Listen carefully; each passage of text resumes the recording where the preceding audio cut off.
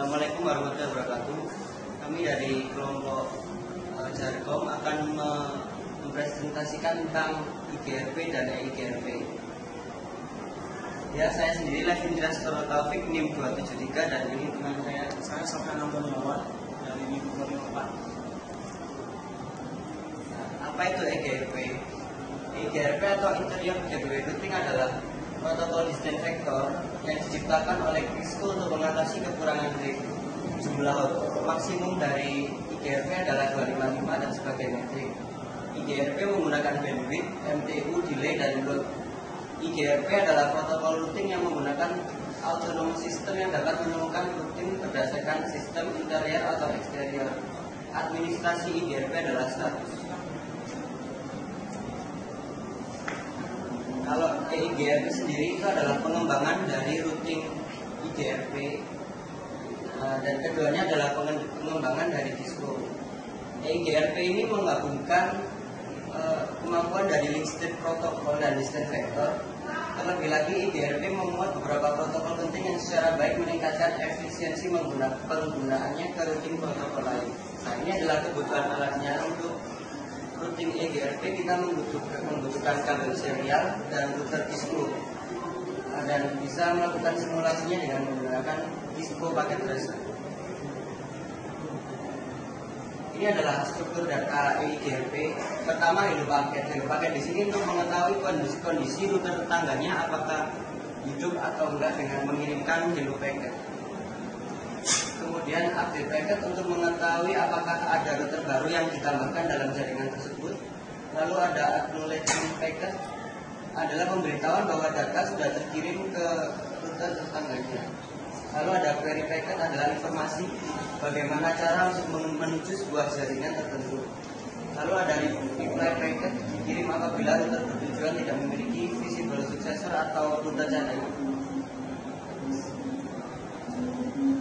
Ini adalah teknologi EIGRP. Pertama ada network discovery dan recovery. Di sini adalah kemampuan dari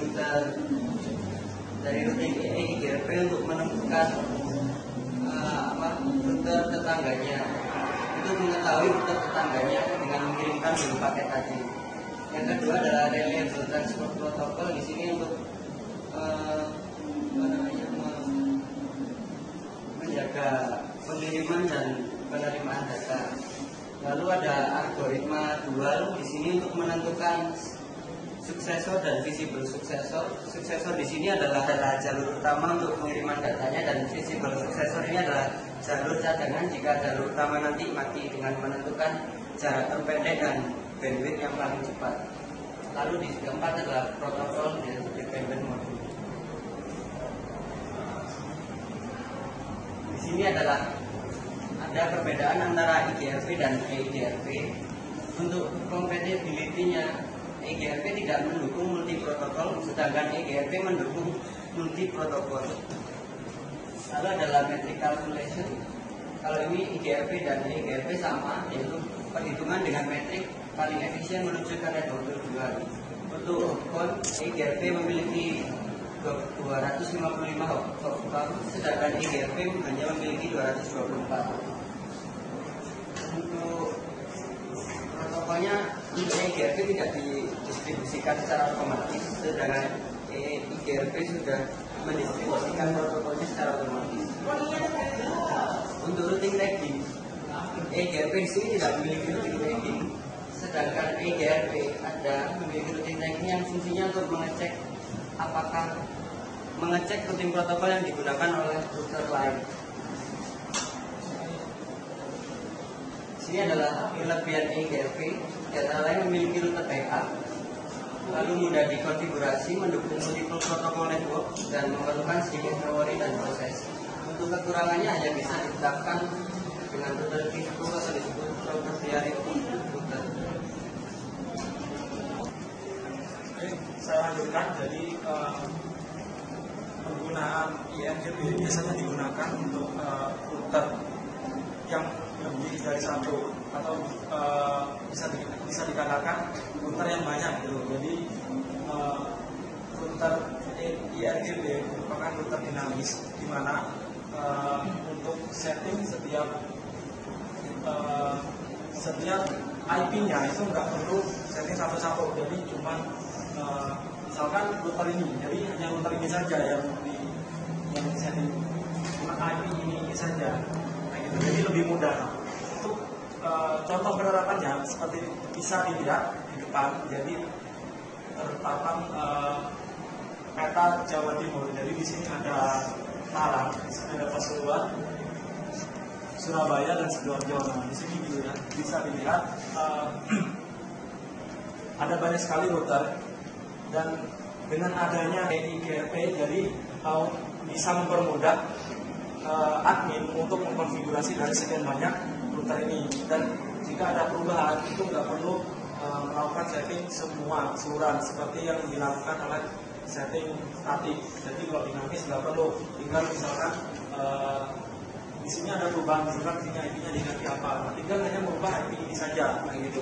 Jadi lebih mudah.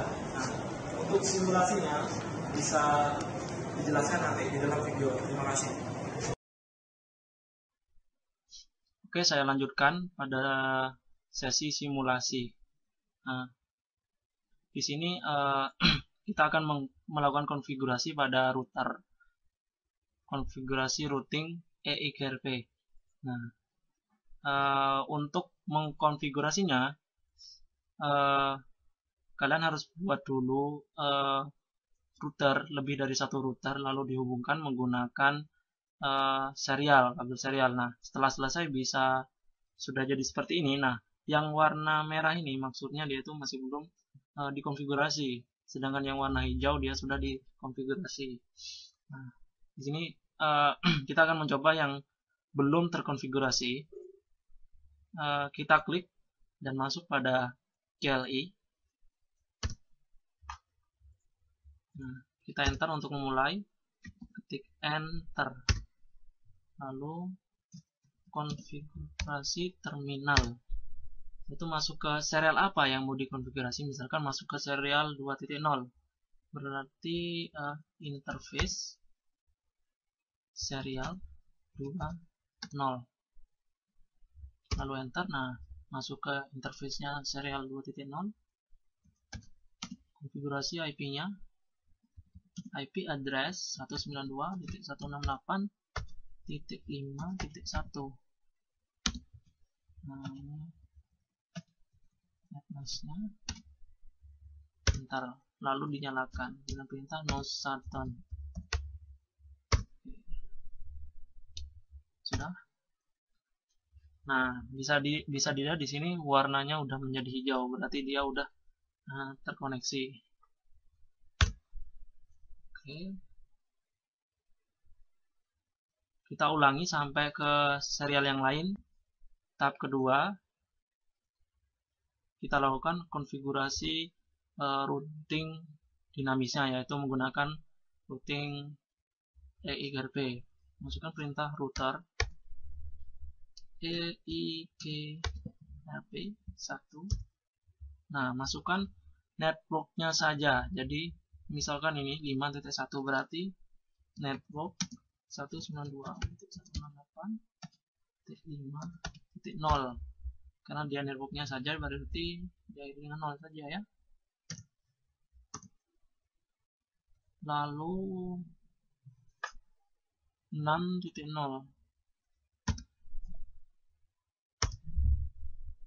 lalu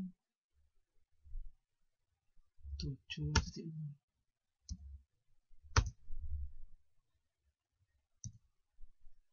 lalu 8.0. Oke. Nah, sudah selesai. Oke, kita coba ya. Misalkan ini ke Tuban ke Magetan. Oh, kelihatan. Oke, kita masuk ke simulasi. Hapus dulu. Tuban ke Magetan. Otomatis dia akan harusnya melewati ini. Nah, bisa dilihat. Cepat. Oke. Berhasil ya. Kita coba lagi. Misalkan dari sini ke sini dia lewat mana? Berhasil ya. Nah, ini ke sini. Oke. Oke, berhasil. Jadi konfigurasinya seperti itu saja, cukup mudah. Jadi yang pertama, tentukan IP-nya, lalu nyalakan interface-nya. Yang kedua, masukkan network dari tiap jaringan yang terhubung pada router itu sendiri. Nah, otomatis dia akan nge-share tabel routingnya ke router yang lain. Cukup untuk simulasinya. Oke, demikian presentasi dari kami.